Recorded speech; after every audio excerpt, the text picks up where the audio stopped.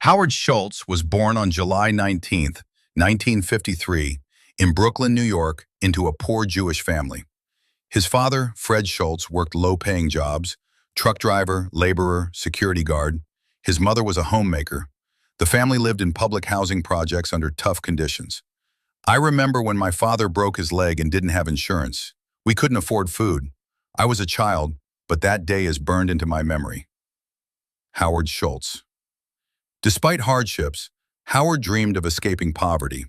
He was active in sports, particularly American football, and received an athletic scholarship, allowing him to attend Northern Michigan University, the first in his family to go to college. After graduating, he worked in various sales roles. His career took a significant turn when he joined Hammerplast, a Swedish manufacturer of coffee filters and accessories. One day he noticed that a small company in Seattle, Starbucks, was placing unusually large orders for filters despite having only 4 stores. This piqued his interest. He traveled to Seattle, met the founders, and became fascinated by their approach to coffee. In 1982, he joined Starbucks as director of marketing. In 1983, he traveled to Milan, Italy, and was struck by the country's coffee culture. Unlike in the US, Italian cafes were social hubs. People stood at the bar, drank espresso, chatted with baristas. It was a cultural ritual. It was like theater. The barista knew everyone's name. Coffee wasn't just a drink, it was a sense of belonging. He returned to the US inspired and proposed introducing the Italian espresso bar concept to Starbucks. But the owners rejected the idea. They were only interested in selling beans, not turning their stores into restaurants. After being turned down, Schultz didn't give up.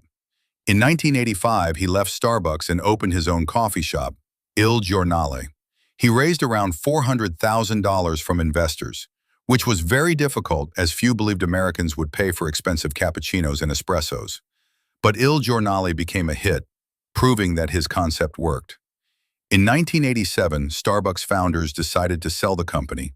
Schultz seized the opportunity, raised funds from investors, and bought Starbucks for $3.8 million, merging it with Il Giornale. He became the CEO of the new Starbucks.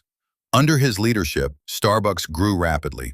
Schultz focused not just on coffee, but on the experience: cozy atmosphere, aroma, music, human connection. His mission wasn't just to sell coffee, but to create a third place between home and work. He also cared deeply about employees, calling them partners, provided health insurance, even to part-time workers, launched Beanstalk, giving company shares to employees, invested in education and career growth. In 2008, Starbucks faced declining quality and profits due to overexpansion. Schultz returned as CEO. He had stepped down for a while, closed 600-plus unprofitable stores, retrained baristas, and introduced innovations: mobile payments, loyalty programs, free Wi-Fi, restoring the company's momentum. Today, Starbucks is over 35,000 stores in more than 80 countries, over 400,000 employees worldwide, a symbol of premium, everyday coffee.